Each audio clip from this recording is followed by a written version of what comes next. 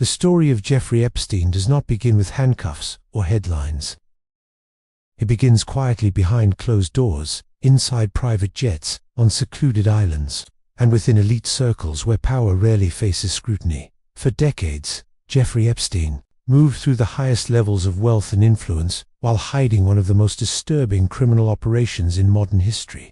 When his name finally became public knowledge, it raised a question that still hasn't been fully answered. How did this happen for so long, in plain sight? This documentary is not about rumors or internet speculation. It is an investigation grounded in confirmed facts, court records, documented allegations, and unresolved questions separating what we know from what remains hidden. To understand the so-called Epstein files, we must first understand the man at the center of it all. Jeffrey Edward Epstein was born in 1953 in Brooklyn, New York. His early life was unremarkable. He came from a middle-class family and showed early aptitude in mathematics. There were no visible signs of the world he would later inhabit, no inherited fortune, no powerful lineage, no obvious path to extreme wealth.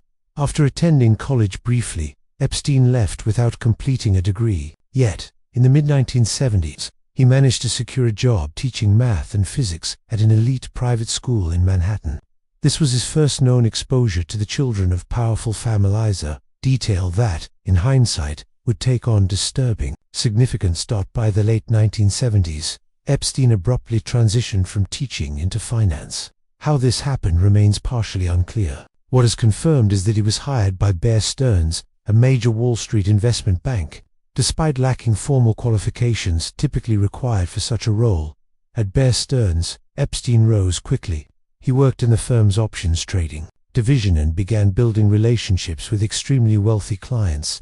These connections would later define his life on Shield Cliff. By the early 1980s, Epstein left Bear Stearns and launched his own financial firm. From this point forward, the exact source of his wealth becomes difficult to trace. He claimed to manage money exclusively for billionaires. He presented himself as a financial genius operating above traditional oversight, but there were inconsistencies.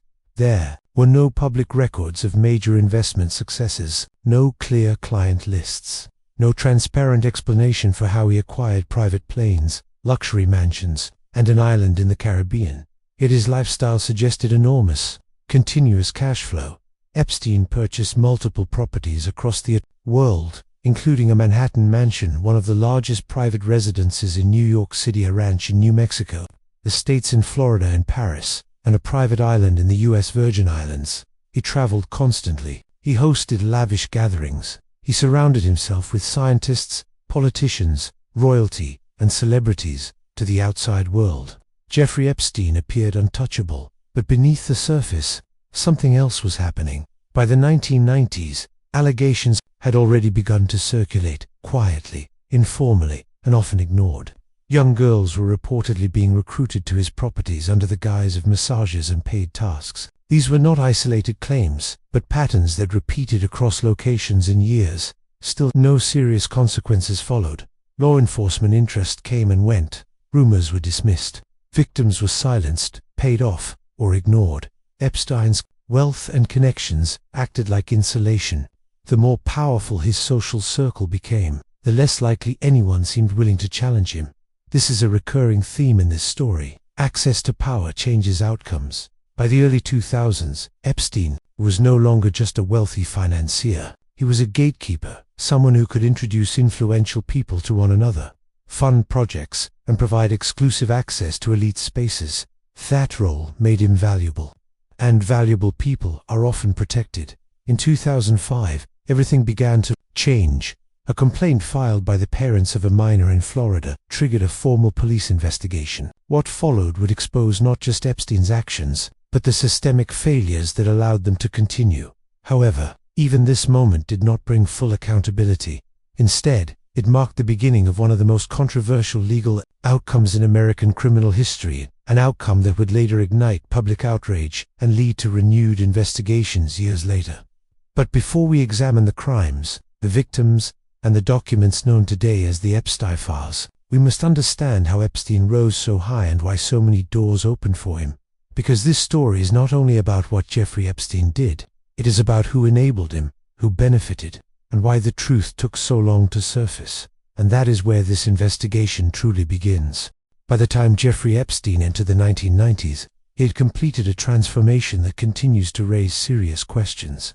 He was no longer simply a former teacher who had moved into finance. He had become a familiar presence within elite international circles, interacting with billionaires, politicians, academics, and members of royal families. At this point in the story, one question becomes unavoidable. Where did Epstein's money come from? Epstein claimed that he managed wealth for an extremely small group of ultra-rich clients. He described his operation as similar to a private family office, a structure that can, under certain circumstances, limit public disclosure requirements. While this explanation is not implausible, it does not fully explain the scale, consistency, or secrecy of his wealth. What is known is this: Epstein did not publicly manage funds, did not advertise investment services, and did not maintain a visible performance record consistent with his extravagant lifestyle. Yet his assets were substantial and spread across multiple countries. By the mid-1990s, publicly available records and later court filings showed that Epstein owned several high-value properties. These included a large estate in Palm Beach, Florida, and a significant townhouse on Manhattan's Upper East Side. The New York property alone would later be valued at tens of millions of dollars. Epstein also acquired private aircraft, including a Boeing 727. Flight logs from this plane obtained through court proceedings and investigative reporting, who would become an important source of information in subsequent legal cases and media investigations. One clearly documented source of Epstein's wealth and influence was his long-standing relationship with billionaire Leslie Wexner, the founder of L Brands. Financial records and court documents show that Epstein was granted unusually broad authority over Wexner's finances. At one point, Epstein held power of attorney for Wexner, an arrangement that is rare given the level of trust it requires. He lived in properties owned by Wexner without paying rent, and later received ownership of the Manhattan mansion at a price far below its estimated market value. These facts are supported by documentation. The motivations behind them have never been fully explained publicly. Wexner has stated that he severed ties with Epstein after discovering financial irregularities. Epstein was never criminally convicted in connection with those financial matters. Nevertheless, this relationship remains one of the clearest, verifiable explanations for how Epstein gained early access to extraordinary wealth and elite social networks. With wealth came access. Epstein placed himself in environments where influence circulated freely: universities, private conferences, philanthropic initiatives, and invitation-only gatherings. He presented himself as a facilitator, someone who could connect owners with researchers, investors, with policymakers, and institutions. With funding, he donated to academic organizations. He supported research initiatives. He cultivated an image as a patron of science and innovation. This strategy proved effective. Epstein was photographed and documented at events with former heads of state, business leaders, and other prominent figures. It is important to be precise. Association with Epstein by itself does not imply criminal involvement. Many of these interactions were social, professional, or limited in scope. However, Epstein leveraged proximity to powerful figures to reinforce his own credibility, projecting the image of someone trusted and legitimate within elite circles. That perception mattered. As his social reach expanded, Epstein appeared increasingly confident in his ability to operate without scrutiny. He hosted gatherings at his properties that mixed wealthy adults with significantly younger individuals. At the time, this behavior drew limited public attention. In elite environments, unconventional conduct is often rationalized or overlooked, particularly when money and influence are involved. By the early 2000s, Epstein occupied a space that blurred the boundaries between finance, politics, and philanthropy, where oversight was fragmented and responsibility diffused. In later reviews, law enforcement officials acknowledged that Epstein's resources and connections complicated lay inquiries. Complaints were not always dismissed outright, but they frequently stalled or lost priority. This does not require a single coordinated conspiracy to explain. It reflects a pattern seen in other cases involving extreme wealth, institutional caution, deference, and concern over legal or reputational consequences. Epstein's influence was not only financial, it was reputational. He cultivated the belief that he was deeply connected and difficult to challenge. That belief alone discouraged closer examination. By the time allegations developed into formal complaints, Epstein had already assembled multiple layers of protection: legal representation, social standing, and institutional relationships. When a major investigation finally reached public attention, the outcome surprised many observers within the legal system. Epstein did not move through the justice process in the way most defendants do. Instead, he negotiated. The result was a plea agreement that would later be widely criticized by legal scholars, journalists, and public officials, and would become central to renewed scrutiny years later. As documents began to surface, the public was forced to confront questions that had remained unanswered for years: how Epstein operated, how he was protected, and why accountability came so late. The focus now turns to the victims, the crimes, and the allegations examined through court records, sworn testimony, and investigative findings that revealed the full scope of Jeffrey Epstein's conduct. By the mid-2000s, the story surrounding Jeffrey Epstein was no longer limited to unexplained wealth or elite connections. It had entered a far more serious phase, one defined by formal complaints, documented investigations, and sworn testimony. Part of the investigation focuses on what is supported by police records, court filings, and victim accounts, while clearly distinguishing between established findings and unresolved allegations. In 2005, the Palm Beach Police Department in Florida received a complaint from the parents of a 14-year-old girl. According to police reports, the girl stated that she had been taken to Epstein's Palm Beach mansion and paid cash for a massage that quickly became sexual. Investigators did not treat the complaint as an isolated incident. Palm Beach police opened a months-long investigation. Detectives interviewed dozens of individuals who reported similar experiences. Many of them were minors. Their accounts described recurring patterns: recruitment through other young girls, promises of easy money, and sexual activity that occurred after they were brought to Epstein's residence. These details were documented in police reports and sworn statements. They were not based on rumor or speculation. According to later statements from investigators, the evidence supported recommendations for multiple felony charges related to unlawful sexual activity with minors. The Palm Beach police chief publicly stated that his department believed Epstein should face significant prison time. That outcome did not follow. Rather than proceeding directly toward trial at the state level, the case was taken over by federal prosecutors. The reasons for this shift and how decisions were made would later become a central point of controversy. In 2008, Jeffrey Epstein entered into a non-prosecution agreement with federal authorities in Florida. Under its terms, Epstein pleaded guilty to state-level charges involving solicitation of prostitution from a minor. The resulting sentence was highly unusual. Epstein was sentenced to 18 months in a county jail, but served just over a year. He was granted work release privileges that allowed him to leave custody 6 days a week for up to 12 hours a day. Equally significant were the protections built into the agreement. The deal provided Epstein immunity from federal prosecution and extended that protection to unnamed potential co-conspirators. This provision would later draw intense scrutiny and criticism. At the time the agreement was reached, many of Epstein's accusers were not informed that negotiations were underway. Several learned of the deal only after it had been finalized. Years later, a federal judge ruled that prosecutors had violated victims' rights by failing to notify them, as required by law. In the immediate aftermath, however, the case faded from public attention, for Epstein daily life largely resumed. He continued to travel. He maintained social relationships with influential figures.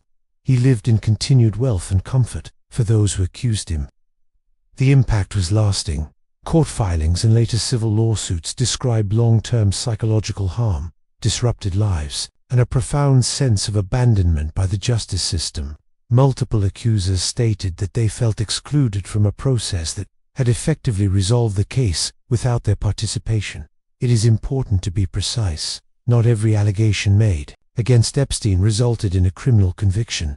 However, his guilty plea, the volume of corroborated testimony, and subsequent judicial findings establish a documented pattern of abuse involving underage girls. In 2018 and 2019, investigative reporting brought renewed attention to the case. Additional accusers came forward. Civil lawsuits were filed. Efforts were made to unseal records that had previously remained out of public view. This renewed scrutiny indicated that the reported abuse was not confined to a single location or a period. Allegations describe conduct spanning multiple years and occurring in Florida, New York, New Mexico, and the U.S. Virgin Islands. The scope of the story also widened beyond Epstein himself. Civil filings and testimony raised questions about who may have facilitated his activities, who may have been aware of them, and who remained silent. Some individuals were named in lawsuits. Others were mentioned in sworn statements without facing formal charges. Many denied any wrongdoing. At this stage, the record becomes legally complex. Some claims are supported by documents and sworn testimony. Others remain allegations that have not been tested in criminal court. Some questions may never receive definitive answers. What is clear is that Epstein's case unfolded differently from how similar cases involving comparable allegations typically proceed. That disparity became a focal point of public concern and eroded trust in the justice process. Those concerns would soon drive demands for transparency, demands that led to the release of thousands of pages of court records, flight logs, and previously sealed documents. Together, those materials would become known as the Epstein files. When they began to emerge, they expanded the investigation far beyond Jeffrey Epstein himself. By the time Jeffrey Epstein was arrested again in 2019 on federal sex trafficking charges, the public understanding of his case had shifted. This was no longer viewed simply as the prosecution of a wealthy individual. It had become a broader demand for transparency about what had been known, who may have enabled him, and why critical information had remained hidden for so long. At the center of that demand were thousands of pages of documents that had been sealed, partially released, or scattered across years of litigation and reporting. These materials, court filings, depositions, emails, and travel records, came to be collectively referred to by the public and the media as the Epstein files. Precision matters here. The Epstein files are not a single document or an official list. They are a collection of records released over time through civil lawsuits, court orders, and investigative journalism. Some contain verified facts. Others consist of allegations. Many raise questions that have not been fully resolved. One of the most closely examined sources within these records came from a civil lawsuit filed by Virginia Giuffre, one of Epstein's accusers. In sworn statements and legal filings, Giuffre alleged that Epstein trafficked her to powerful men while she was a minor. His allegations were never tested in a full criminal trial against Epstein due to his death. Several individuals named in these filings have denied the claims. Others were never charged. It is essential to distinguish between accusation and adjudication. Being named in a document does not constitute a finding of guilt. Even so, the documents drew attention because they pointed to recurring patterns. They described methods of recruitment, transportation, and control. They referenced repeated use of Epstein's properties, and they suggested that Epstein's activities may have involved others, rather than occurring in isolation. Flight records became another focus of scrutiny. Logs from Epstein's private aircraft documented extensive travel over many years. These records confirmed dates, destinations, and passenger initials. On their own, however, flight logs do not establish criminal conduct.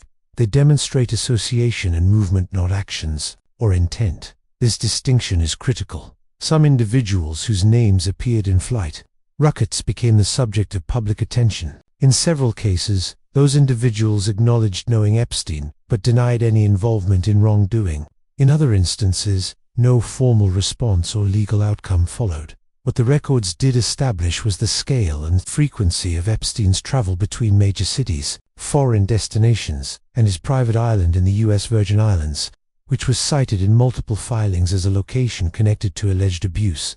Additional records emerged later, when courts ordered the unsealing of previously confidential documents linked to Epstein and his associates. These materials contained references to politicians, business leaders, and public figures, with widely varying levels of detail and reliability. Some references were brief or incidental. Others involved detailed accusations. Many lacked corroboration. The result was confusion, speculation, and controversy. News organizations faced the challenge of reporting on information that was both newsworthy and legally sensitive. Some coverage blurred the distinction between allegation and fact. Other reporting emphasized caution, repeatedly noting that inclusion in a document did not equate to wrongdoing. This uneven coverage contributed to public mistrust. Why had so many records remained sealed for years? Who determined what information stayed confidential, and what might still remain undisclosed? Journalists and investigators later documented how non-disclosure agreements, sealed settlements, and confidentiality clauses had limited public access to information for extended periods of time. In some cases, accusers accepted financial settlements that included legal restrictions on disclosure. Such arrangements are lawful, but they are contentious, particularly in cases involving allegations of abuse. By this point, the Epstein files had come to represent more than evidence. They symbolized a system in which wealth and influence could delay accountability, obscure information, and place heavy burdens on those seeking justice. Even so, no definitive list of co-conspirators has ever been produced. No single set of documents resolves every allegation. The files illuminate parts of the record, but they do not complete it. What they reveal most clearly is fragmentation, pieces of information dispersed across courtrooms, media, investigations, and long-sealed archives. As these records entered public view, frustration and anger intensified, not only toward Epstein, but toward institutions widely perceived to have failed in preventing or addressing his conduct. That reaction would shape how the case was discussed, debated, and remembered, transforming the Epstein story into one of the most contested and polarizing legal scandals of the modern era. By the time the Epstein files entered public discussion, the case had moved beyond courtrooms and investigative reporting. It had become a global media event, and with that shift came heightened scrutiny, public outrage, and widespread mistrust. Media coverage played a significant role in shaping how the Epstein case was understood. In the years following Epstein's 2008 plea deal, reporting was sporadic and fragmented. While major outlets did cover the outcome, sustained national attention was limited, and the story did not remain a consistent focus of mainstream investigation.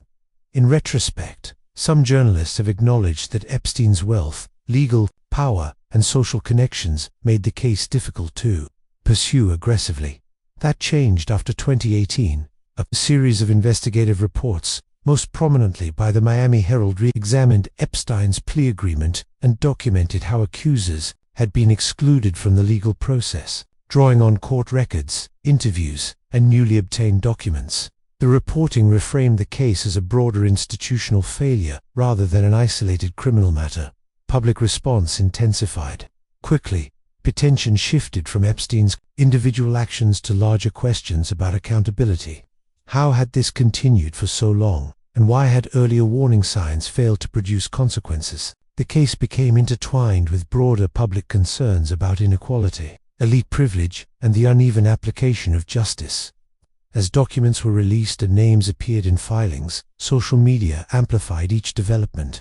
In that environment, distinctions between verified information and unproven claims were often lost. Established facts circulated alongside speculation. Allegations spread more rapidly than clarifications. Online narratives hardened before legal processes could respond. This created a new set of challenges. Public pressure contributed to greater transparency, but it also fueled misinformation. Some individuals were accused online without supporting evidence or due process. Others became targets of harassment based solely on association or rumor. Journalists faced growing tension between the demand for immediate disclosure and the responsibility to report with accuracy and legal care. Epstein's arrest in 2019 intensified this dynamic. Coverage became continuous. His legal status, detention conditions, and potential testimony were examined in near real time. Commentators debated his connections and speculated about broader implications, often ahead of verified findings. At the same time, renewed attention prompted criticism of earlier decisions. Questions were raised about prosecutorial judgment, jail, oversight, and the lack of sustained media focus in previous years. Past interviews and internal communications resurfaced. Claims emerged that certain stories had faced resistance or delay. While not all such claims were substantiated, they contributed to a further erosion of public trust. The case also became fertile ground for conspiracy theories. Some were rooted in unresolved factual questions. Others extended far beyond available evidence. Epstein's extensive social network and the gaps in the public record made speculation difficult to contain. This mattered because it complicated accountability when speculation overwhelms evidence. Legitimate investigations risk being dismissed alongside unfounded claims. Attention shifts from victims and verified facts to spectacle and suspicion. Despite this, the case produced lasting impact. It forced public discussion about consent, abuse of power, and the influence of wealth within the justice system. It highlighted how legal outcomes can differ depending on resources and connections. By mid-2019, the case reached a decisive moment. Jeffrey Epstein was no longer negotiating behind closed doors. He was no longer insulated by private agreements. He was in federal custody, awaiting trial. For many, this appeared to be a long-delayed step toward accountability. That reckoning would never reach a courtroom. What followed would introduce a new phase of controversy, one that raised fresh questions about oversight, transparency, and trust, and that continues to shape how the Epstein case is understood today. On August 10, 2019, Jeffrey Epstein was found unresponsive in his cell at the Metropolitan Correctional Center in New York City. He was pronounced dead shortly afterward. The New York City medical examiner ruled his death a suicide by hanging. That conclusion was based on an autopsy, medical findings, and investigative review, and it remains the official cause of death. Almost immediately, however, serious questions emerged not about motive but about failure. Weeks earlier, Epstein had been placed on suicide watch following an incident in his cell. He was later removed from that status under procedures that were technically permitted but later scrutinized. On the night of his death, multiple safeguards failed at the same time. According to investigations by the U.S. Department of Justice, 2 correctional officers assigned to monitor Epstein failed to perform required welfare checks and later admitted to falsifying records. Epstein was housed alone. Despite prior concerns, surveillance cameras near his housing unit were either malfunctioning or produced unusable footage. These failures were officially acknowledged. Negligence was established. What has not been established is homicide. Independent forensic opinions, including one commissioned by Epstein's family, raised questions about certain injuries. However, none resulted in criminal charges, and none overturned the medical examiner's ruling. No verified evidence proving that Epstein was murdered has ever been made public. That distinction is critical. Unanswered questions exist, but questions are not proof. Still, the consequences of Epstein's death were immediate and irreversible. He was the central defendant in the federal case. With his death, the prosecution ended. There would be no trial, no cross-examination, and no public testimony under oath that might have clarified the full scope of his network. 4 victims. This was devastating. Many had waited years for a courtroom, the opportunity to be heard. That chance disappeared overnight. What remained was a sense that accountability, too long delayed, had once again been denied. Public reaction was intense and enduring. Even without evidence of foul play, the circumstances surrounding Epstein's death deepened public distrust in institutions. To many, it symbolized how systems fail when wealth and influence intersect with criminal justice. Federal reviews followed. Jail procedures were examined. The officers involved later entered into a resolution with prosecutors that avoided prison time. Institutional failures were acknowledged, but for many observers, the response felt incomplete. Civil cases continued. Epstein's estate faced lawsuits from victims, resulting in settlements that provided financial compensation. While no amount of money could undo the harm, these outcomes offered recognition that the abuse had occurred and that responsibility extended beyond criminal court. Attention also turned to Epstein's associates. Some individuals faced civil litigation, others were named in court records without charges. Many denied wrongdoing. Throughout, the legal standard remained unchanged. Allegations require evidence, and evidence must meet a high threshold. The broader impact of the case is undeniable. It reshaped scrutiny of plea deals. It strengthened victims' rights in federal proceedings. It exposed how secrecy, settlements, and influence can delay accountability. What the Epstein files ultimately revealed was not a single hidden truth, but fragmentation pieces of evidence, scattered across courts, media investigations, and sealed archives.